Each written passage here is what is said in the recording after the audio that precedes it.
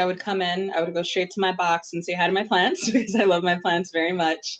I would water them. I would say hi to whoever was there. Sometimes I would spend time by the river. That's how community member Nathalie Flo says she normally spent her time at Drew Gardens, an esteemed community garden located in West Farms. One week, she was gardening, tending to her plot, and holding spiritual workshops, and the next, this happened.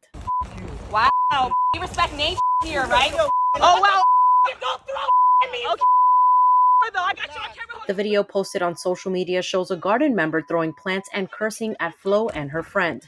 Flo says this happened after being informed via email that her garden membership had been revoked. She came to the garden to seek conversation and pick up her plants as well as a few other belongings. I was kind of just trying to understand like what was happening and what the disconnect was, and if it would be possible to have a meeting because I just felt like it was really unfair.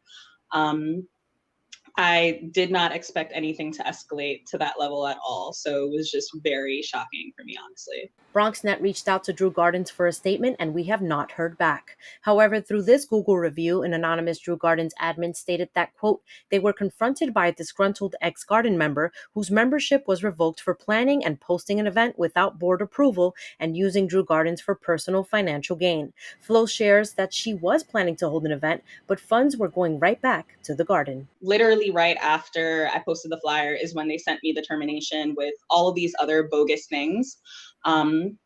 In terms of me using the garden for financial gain, that was never what was happening. I literally outlined everything that I wanted to do in the garden. I told them always I want to make sure that there's a sizable donation for the garden because they would always be talking about different things that weren't happening in terms of funding and the grants that they weren't getting, or, you know, just people not showing up for the garden or volunteering very regularly. Flo, who is a healer and spiritual worker, says she has received permission to host affordable workshops at the garden before, and she doesn't understand what changed. It feels like over time when they saw like, oh, she's actually bringing people here and doing these things, maybe some things scared them. But I feel like the disconnect was unjustified because I'm a very open person. You can ask me any questions about anything, you know, there's always space for dialogue. So I feel like there's not really a reason that I can explain. I think that's more for them to answer. Flo also shared with BronxNet that a mediation is underway for all involved in this incident. She primarily hoped for an apology and refund of her garden membership fee of $180. I definitely do want there to be a form of public apology.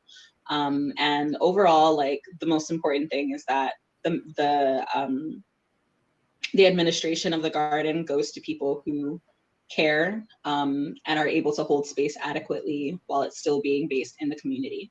Reporting for BronxNet, Sonyi Lopez.